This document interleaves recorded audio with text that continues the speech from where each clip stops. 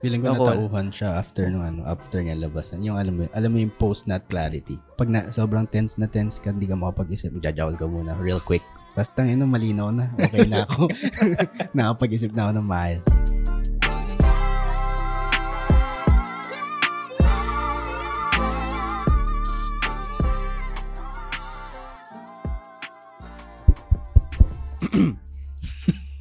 Napaka-aggressive. Podcast Network Asia. Hello, kumusta kayong lahat? Ako nga pala si Raf. Ako naman si CS. At welcome sa Norem Podcast. Kung saan, Norem lang kami pag-uusapan kasi never kaming nawalan. Yun pare. Ay, alam mo, kailangan natin ng improvement sa mga natin sa mga coordination ng mga intro. Anyway, sa podcast na ito, meron kaming segment na kung tawagin walang kwentang source kung saan pag-uusapan lang namin yung buhay ng ibang tao. Kasi marami na kaming mga avid listeners dito sa aming podcast. Kaya nagpapadala na sila ng kung ano nung letter. Feeling ko nakakatulong kami sa kanila. Kaya hindi na namin maisa-isa pero kaya palagi sila nakita mo ba yung Gmail natin, pare? Araw-araw parang 86 ata. Ganun yung nagpapadala ng mga letter. Kaya ang hirap din mag-sort through dun sa mga natatanggap nating letter. So, itong isang babasahin namin letter, pumukaw ng aming pansin. Pag-uusapan namin siya. Magbibigay kami ng mga payo pero hindi guaranteed na makakatulong. Kaya walang kwentang source ng payo. Pwede nga nasa sa inyo na lang kung magkakaroon ng kwenta yung payo namin. Pero patandaan yung mga bobo kami dito. Mga nagmamagaling na kami. Pero idle minds. Feeling ko nakakatulong kasi ang dami nagme-message sa atin sa Gmail. Ang dami email. So, ito, relationship advice naman. I and my BF have been dating for 4 months. Siguro mahalaga na sabihin yung edad nila. So, yung letter sender, 18. That's yung jowa niya, BF, 25. Have been dating for 4 months. Then he sends me this. I care about you deeply. Quotes, sabi niya. And then he sends me this.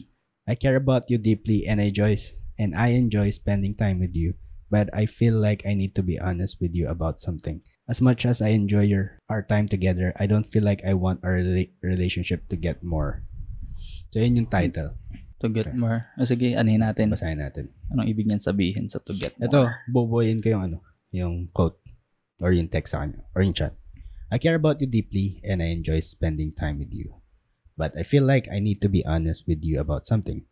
As much as I enjoy our time together, I don't feel like I want our relationship to get more serious. I know this may come as a surprise. This is deep, pare. May naisip na. Ang hirap pasahin nito, habang binabasa mo, yung nararamdaman mo, nagtutubig na yung mata mo. Hinihintay mo mag-iba yung baka may biglang mag-right turn. Happy anniversary! Hindi. So, I know this may come as a surprise to you, but I wanted to be upfront and clear about my feelings. I hope you can understand where I'm coming from and that we can still continue to enjoy each other's company without any pressure or expectations. Napapaano na lang.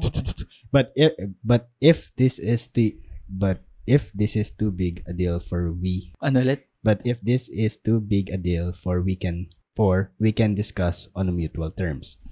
I was at his place when he sent this to me. He says this should not change or affect anything in our relationship. I left while he was asleep as I needed time to think. An hour later, he called angry saying, how could I leave without telling him? I was just too tired to argue. Later in the night, he shows up to my place with my belongings, drops it off and leave. At this point, I don't know what to do or feel. Is it best to end things right now? Anyway, but pansin ko sa mga sumusulat sa atin laging sa dulo, ang gusto nilang mangyari. End na agad. Yan lang napansin ko sa mga letter senders. Should we end this? Isang tao lang Should I end this? Tapos lahat ng nagiging jowa niya, binabalikan niya lahat ng mga nangyari. Tapos gusto niya lang magkwento sa atin. Tapos nag-iiba-iba lang siya ng pangalan. Feeling ko. Alam mo, malakas yung feeling ko. Troll to. Siya lang kasi nakikinig ng feeling ko, kailangan natin himay-himayin to.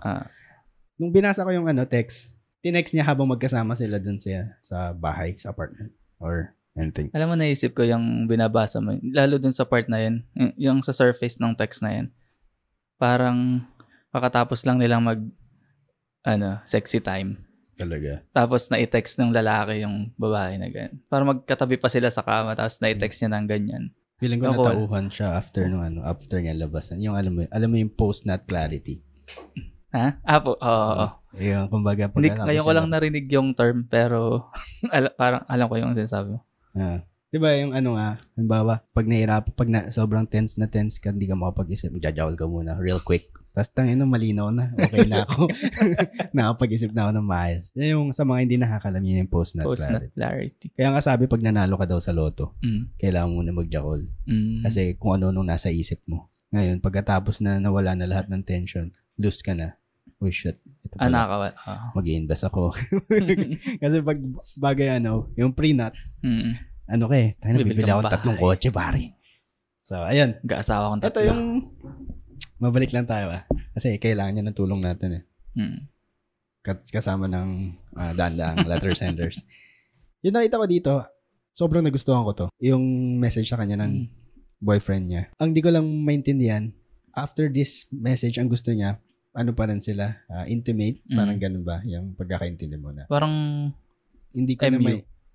Hindi ko na maibibigay yung type of love na kinikrave mo or yung naibigay ko sa'yo. Pero sana okay pa rin tayo. Medyo parang gusto niya may walang commitment.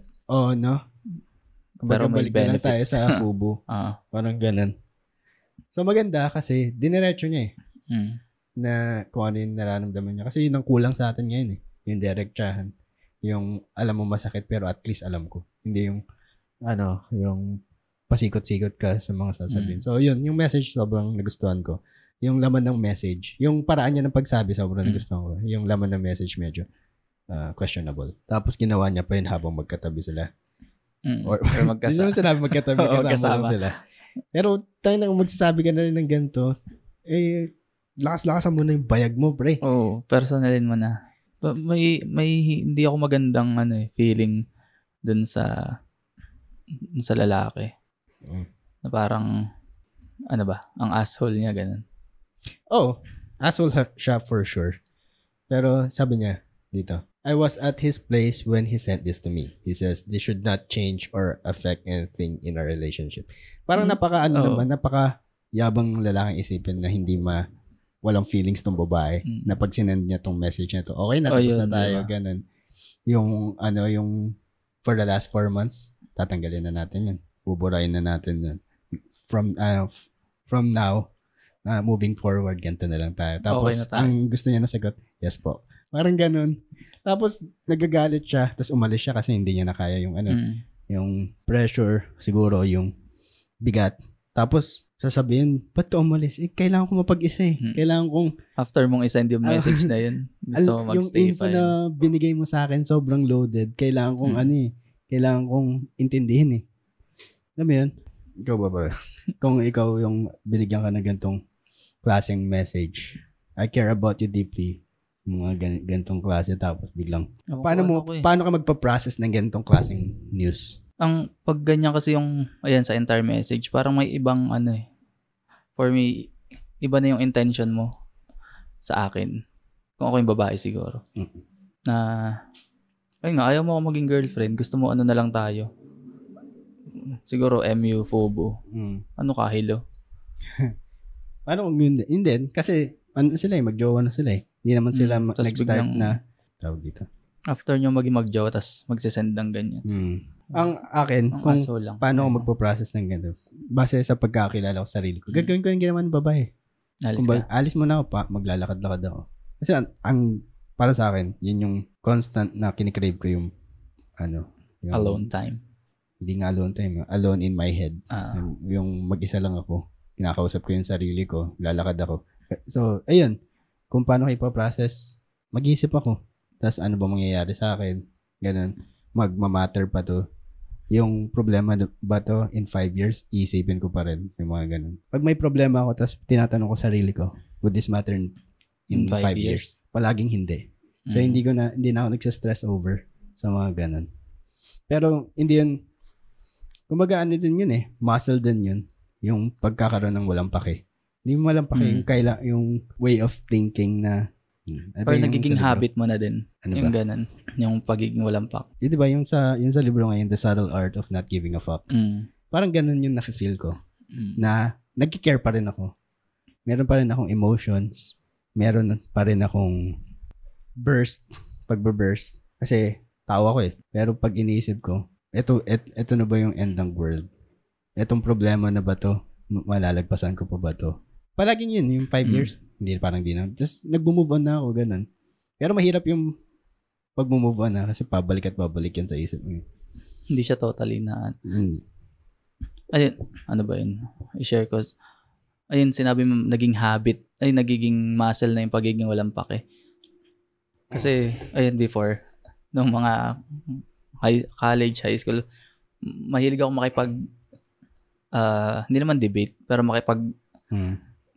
argue ba tawag? Hindi, ang argue parang pero naging ako, nung nag-agnostic, tapos naging yan, stoicism, ganyan. Na parang nawalan na ako ng paki din sa ibang bagay na Tapos hindi na ako nakikipagtalo kahit kanino. Sige na, bahala ka na.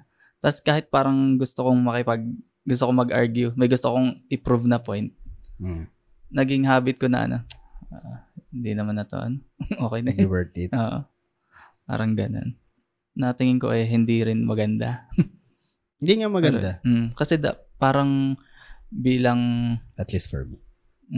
Bilang tao dapat meron ka rin sigurong hindi masyadong mabigat yung responsibility. Pero parang ganun na ipaunawa mo rin sa iba. Siguro kung may point ka naman, paunawa mo rin sa iba. Yung gusto mong i-prove. Lalo kung tingin mo mali na yung ginagawa. Pero tuloy na lang natin dyan sa Yun lang din naman tanong. Paano pag ikaw yung binagsakan ng yung sa pagkakilala mo sarili mo, paano mo i-handle to? Iyak ako. Hindi. At siguro ako, sa akin, kakausapin ko. Iyak ka ba talaga? Iyakin ka ba? Hindi naman. Ako iyakin pero naman. Kakausapin ko siguro na hintayin ko siyang magising. Tapos sisimuraan ko siya. Ano ba tong text mo? Ayan. Okay, mag-uusap siguro kung anong gusto mangyari. Ano ba talaga? Tapos nasubukan mo na ba 'to yung nagbalik ng gamit yung ex mo sa'yo? Parang gano'n. Hindi. Yung later that night, he shows up at my place with my belongings, drop it off and leave. At this point, I don't know what to do or feel. Parang parang feeling ko naging clear na siya, yung lalaki, na inuunti-unti niya lang yung blow.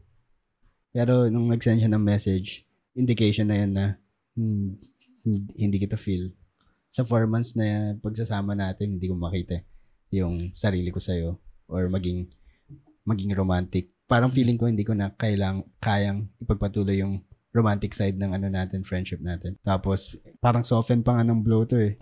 Tapos, biglang umalis lang, nag-isip lang siya, binalik. Parang yun, di na solidified din yung intention mo na gusto mo makipaghiwalay kasi binalik mo agad yung mga gamit niya. Kumbaga, I want you out of my life, pre. May gusto akong sabihin pero okay lang ba?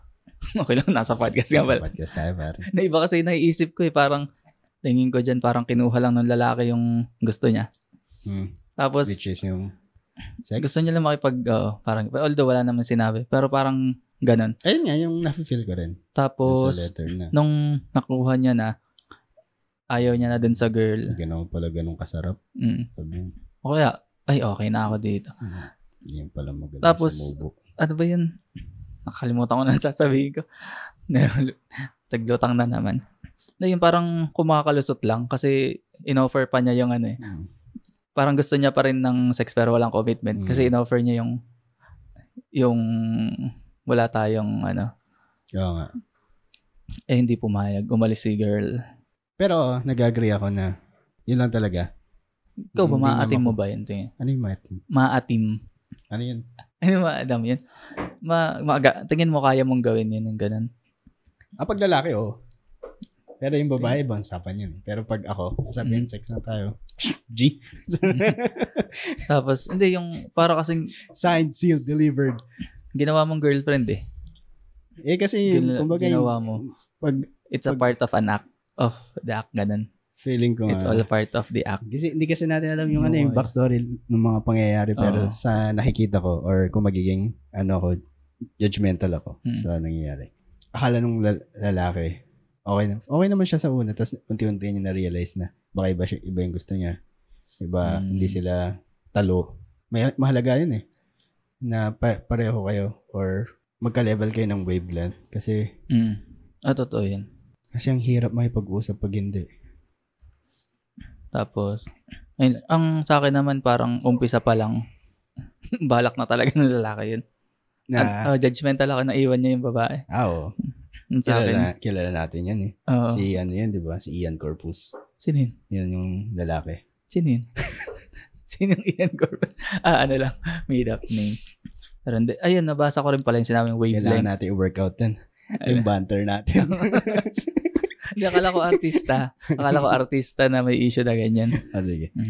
Anyway, ayun. Para siguro makapagbigay kami ng sound advice para sa'yo. 4 months lang yun, pre. 4 months pa lang. Hindi ba naman siguro ganun kalalim? Hindi pa masyadong time invested.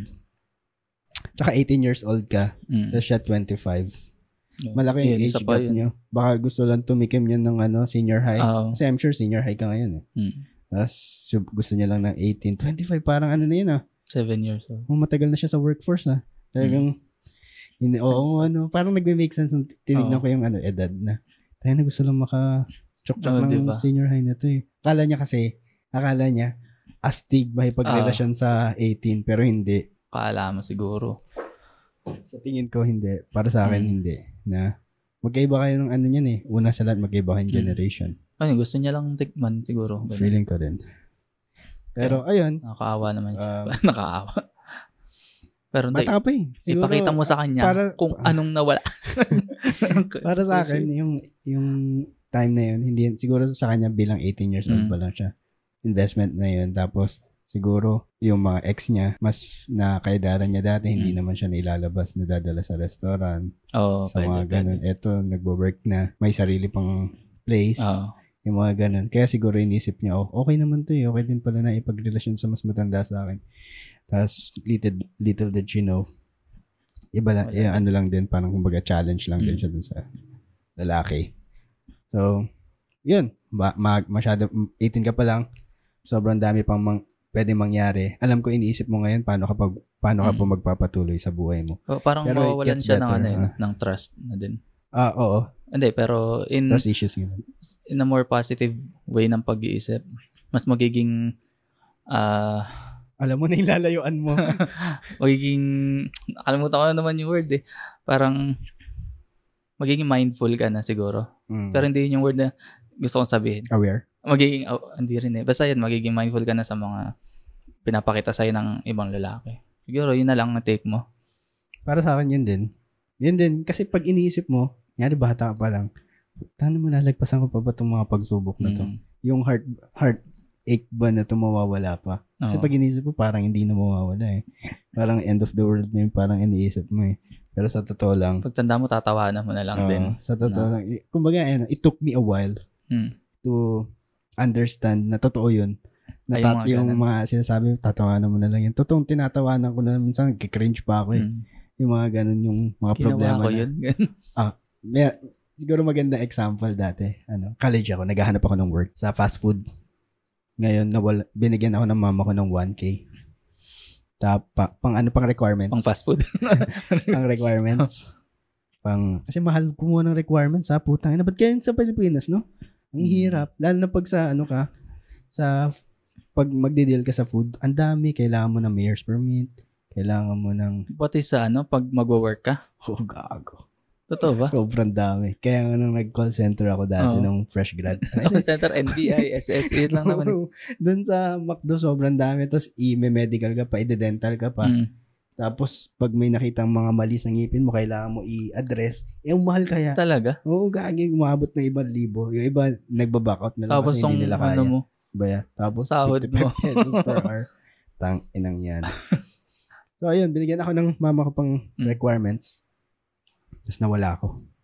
Tapos naalala ko yung ang bigat ng pakiramdam ko. Paano ko sasabihin sa mama ko?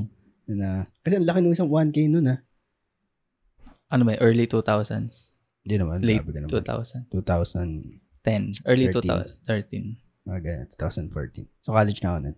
Tapos, hindi ko alam kung saan kukunin yun. Tapos, naalala ko yung feeling ko na tulala lang ako. Tapos, paano ko itutuloy ito? Nakapag OJT na ako. Kumbaga, yun na lang, requirements na lang yung kailangan para. It all worked out. May nagbigay sa akin yung tita ko dumating sa bahay. Tapos, inabutan akong 500, yung ganun. Sabi ko, sana pala hindi na lang ako natulala, ganun. Ayun, gusto ko lang sabihin na malalabas ang mo rin. Time heals all wounds. All wounds, pare. Including your heartbreak. Lalo yung heartbreak kasi mabigat ka talaga sa puso yan eh. Tapos at a young age, yan yung pinoproblema mo. Tapusin mo muna yung pag-aaral mo kaya. Yun na lang muna. Huwag ka na mag-aaral, sabihin. Magjowa ka ng milyonaryo. Yun ang mga galawan. Total bata ka pa naman. No, tuloy ako. So, tuloy makita yung niya. Yung itsura niya. Feeling ko maganda siya. Siguro. Feeling ko typical college, senior high nga pangalan natin. Ayaw kasi. Alam mo bang wawala ng senior high? Talaga? K-12. Talaga? Binalita eh. Ewan ko kung matutuloy pero base din sa mga narinig ko tatanggalin ng K-12. So, balik dahil hindi naman daw nakatulong, ganun. Parang ganun nata. Kasi pag K-12, di ba? Tapos ka ng K-12, pwede ka na mag-apply ng trabaho, ganyan. Daw. Pero ang hinahanap pa rin ng mga kumpanya ay college grad. So nonsense. Alam mo sa BPO, tumatanggap na sila ng talaga, senior high. Ang alam ko, nakakita na ako na sapat na may mga ibang post na gano'n. Dahil hindi ko kailangan ng school para maging call center agent eh. Ito lang. Walang nag-prepare sa akin para maging call center agent dati. Pero yun lang din nasa isip ko. Sabi ko, kung may magkakaroon man ako ng first real job. Kasi hindi ko kinakount yung sa fast food eh. Kasi gusto mo BPO? Kasi yun yung lumagpas ng 10,000 yung sahod ko. Malalaki magpasahod ang BPO kasi. Parang hindi nga eh. Magkano unang sahod mo? Yung sa unang company? 14. Ganun. Plus 2K allowance? Hindi, package na yun. Talaga? Baba? 2001. Hindi. 2001. Basta yan. Lagpas na ng 2010. Ako to 13,000. Tapos plus 2K allowance. Okay na. At saka yun eh. Okay na ako dun dati. Okay na talaga yun dati. Kasi hindi naman ganun kamahal dati. Hindi naman ganun katagal na yun eh. 8 years ago lang yun eh. Pero iba kasi yung ngayon eh. Iba yung sabagay. Iba yung dagok ng inflation. 6 pesos lang yung dati. Yung pamasahe. Sa jeep. Talaga, 6 ba? Estudyante na. Yun yung naabutan ko 6 pesos. Iba yung ngayon eh. Kasi ang sigarilyo nun. Bumili ka ng Yosin nakaraan eh. Hindi man dos. Pag takatak mga 3. 3, 4. Inabot ko pa yun. 10 piso eh. Putang na. Oo nga. Ay, dahil sa yun, sa tax kasi. Pero 10 sa isang stick. Yung pinalaki nila yung tax. Sin tax ba yung tawag? Yung pinalaki nila yung tax ng alak at sigarilyo. Basta yun. Yung kung ano yung tax na yun. Yung malaki. Tatanggalin na yung K-12, no? May ganyan sa batch namin. Alam mo ba? K-12? Hindi, wala. Pero bridge program. So, search nyo na lang. Private school ka ba? No high school? Hindi. Public. National High School. Ano siya? Sa bridge program, mag-e-entrance exam bago pumasok ng high school, di ba? Tapos yung parang merong part sa baba, yung mabababang score, ilalagay sila sa bridge program. Baga, hindi pa sila first year. Sige, gitna sila ng grade 6 at first year. Bale, following year, second year na kami. Yung mga nasa bridge bago pala magpa-first year. Tapos ang malupit doon, the following year, wala na. Wala nang bridge. Parang pinag-practicean lang sila. Pilot pala sila. Tapos parang wala kaming ano ba yun? Ay, wala silang, parang wala nangyari. Nagsayang sila ng 1 taon. Kasi pwede man silang makasabay dun sa mga regular na nag-high school. Binigyan sila ng extra school year? Extra school year. Tapos wala lang? Wala lang. Pagkatapos nun. Second year na kami, first year pa rin sila. 1 taon lang ginawa. Ewan ko sa DepEd, ba't nila ginawa yun? Kapag nagkakakita kami ng mga kaklase namin, nagiging topic namin yan. Pag tinatanong sila, anong year mo na? 4th year dapat pero 3rd year. Palaging ganun sinasabi ng mga yan. Alam mo, dapat 3rd year ako pero dahil doon. Sa bridge program. Dapat 3rd year pero 2nd year. So, maraming ibang 25 years old dyan na feeling ko decente. Feeling ko naman decente yung lalaki. Talagang hindi lang, yung kung real talkan lang din, hindi ko yung nakikita niya sa everyday life niya. Bait mo naman mag-isip. Bait mong mag-isip. No? Pansin mo? Ako hindi ako naniniwala ng decente yung lalaki sa galawan niya. I mean, ang gusto kong sabihin, hindi ikaw yung nakikita niya sa everyday life niya, kaya siya nakipaghiwalay. Yun yung real talkan. Pero hindi pala decente yung lalaki. Mamatay na siya, kamo. Sabihin mo sa kanya. Hindi, sa akin lang naman. Kasi 4 months. The world is a better place without you, sabihin mo. Napaka-hater. Hater ako ng lalaki. Pero yun. Ay, sabihin ko lang din yung wavelength na nabanggit mo kanina. Dapat may nabasa akong ganun na sa relationship nga, importante yung ganun. Na, kaya minsan may makikita ka, halimbawa yung isa pangit, yung isa maganda. Kasi hindi lang sa itsura yun Meron silang wavelength na nagtutugma. Kahit may mas matanda yung isa, mas bata. Alam mo yung halimbawa may nasa restaurant kayo. Tapos may tinitignan kayo isang tao. Tapos pareho kayo ng iniisip dun. Parang wavelength na yun Kumbaga, kunyari may nakita ko, parang gago naman to. Tapos yun din yung iniisip niya, parang gago naman to. Parang na kayo, pareho kayo ng view sa buhay. Parang gano'n. Ano yun? Narinig ko lang yun sa podcast Hindi, parang dalawa kayong, may nakita kayong isang tao. Ganun. Tapos pareho kayo ng iniisip sa kanya. Parang ganun. Anyway, ito. Any last words for our little miss senior high? Little miss senior high? Wala, iwan mo na yun. Yun din. Alam namin na yung mga, it's all fun and jokes dito sa podcast na to, pero naiintindihan namin na ang iniisip mo baka hindi ka maka-move on. Maka-move on ka ba? Okay lang yun, be. Marami dyan. Tapos, time heals all wounds. Tsaka kung ang tanong mo, hiwalayan ko ba? Paano kung sabihin ng iba hindi? Ano mangyayari sa inyo, di ba? Parang, alam mo yun, nagtatanong ka kahit alam mo yung sagot alam mo, ikaw, tanga ka rin Sabi, hindi, wag mong hiwalayan. Stay ka lang dyan. Gagi. Diba? Alam mo, feeling ko, pumayag ka sa setup. tama yung boyfriend mo all along. Na dapat, sana, okay lang na yung nire-request niya, hindi na mag-move forward yung relationship nyo, pero yung ibang relationship nyo, pwede pa. Yung ganyang setup. Maganda yan. Maganda yan. Alam mo, sa tingin ko, yun yung best case scenario. Katulad sa podcast na to, hindi namin alam kung paano tinatapos Kaya ganito na lang, bigla na lang mawawala.